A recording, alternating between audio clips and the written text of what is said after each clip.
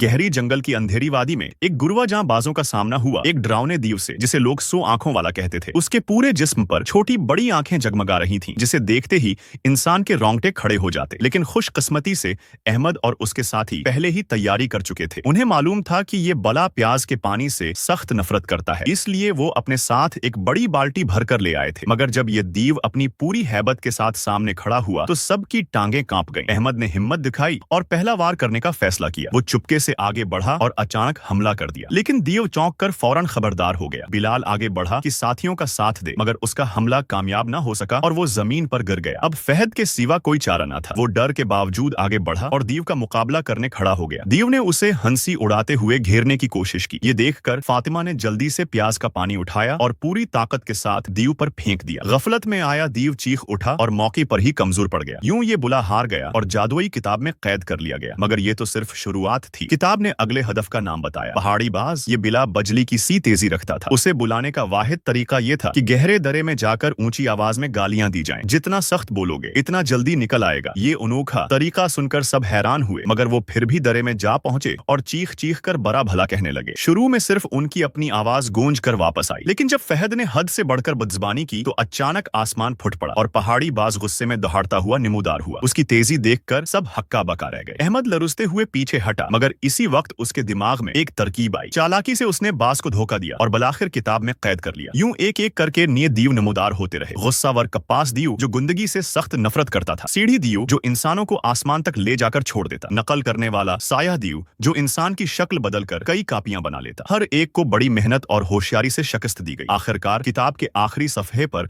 उनका असल इम्तिहान लिखा था। जिजरी दीव जो जमीन फाड़ सकता था, पहाड़ बदल सकता था और आसमान को हिला देता था। वो दीव बिल्कुल इजदह जैसा लगता था। जब वो जमीन से अभरा तो सारी वादी कांप उठी, साथ ही इधर उधर छिप गए। इसी वक्त अहमद ने एक जर्रात मंदाना मंसूबा बनाया। फहद और बिलाल ने आगे बढ़कर दीव को ललकारा ताकि उसकी तौजा हटे। इधर अहमद ने चुपके से पीछे जाकर जादुई किताब खोली और पूरी कुव्वत से मंत्र पढ़ना शुरू कर दिया। जिजरी दीव ने जैसे ही खतरा भान पा, तब तक बहुत देर हो चुकी थी। किताब की रोशनी ने उसे जकड़ लिया और वो कैद होकर हमेशा के लिए खत्म हो गया। यूं ये महम अख्तिताम को पहुंची। उन बहादुरों ने अपनी जान पर खेलकर इंसानों की दुनिया को तबाही से बचा लिया।